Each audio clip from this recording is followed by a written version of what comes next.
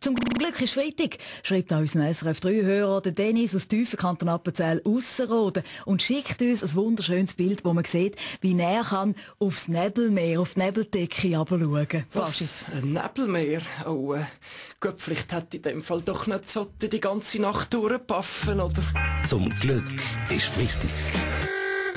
Mit dem Fabian Unterreger.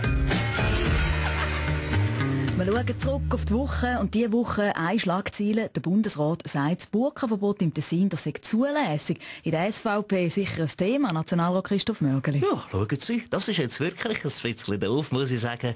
Wir von der SVP sind grundsätzlich gegen alles, was der Bundesrat sagt. Darum sind wir da gerade ein bisschen ratlos in dem Fall.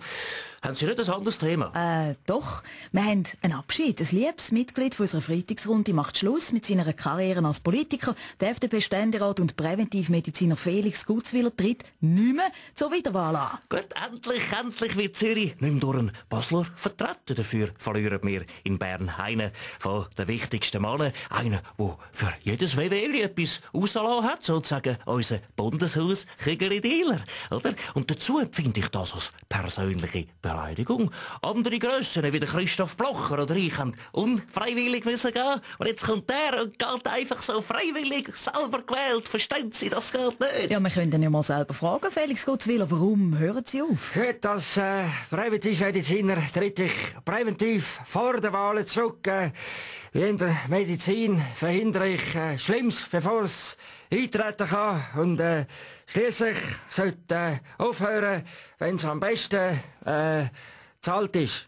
Sammeln wir mal ein paar Stimmen dazu aus dem Bundeshaus. Ja, da von links, der grüne Bastian Giraud. Ja, ich möchte meinem Kollegen Felix Gutzwiller von Herzen danken. Obwohl danken ja schlecht ist. Ich danke, dass du gehst und nicht fahrst oder fliegst. Und der SP-Präsident Christian Löwra, Sie haben ja den Herrn Gutzwiller zu Bern über Jahre miterlebt. Es ist nicht nur ein kleiner Rücktritt für einen Politiker, aber ein großer Schritt für die Menschheit. Und da geht eine lange Karriere zu Ende. Können wir da eine Analyse haben von der Weltwoche, Roger Köppel? Der Gutzwiller geht, die Weltwoche meistens nicht. Um was geht's? Der Felix Gutzwiller und ich sind uns sehr ähnlich. Auch er hat immer eine klare Meinung vertreten, solange der Preis gestimmt hat. Und was auch immer gestimmt hat, das war der Stil, oder? Jeroen van Rooym.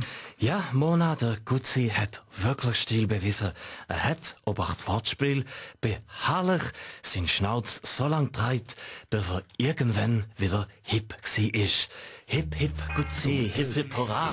Hip, hip, Gutzi, Gutzi, hup, hup, hurra. So schön.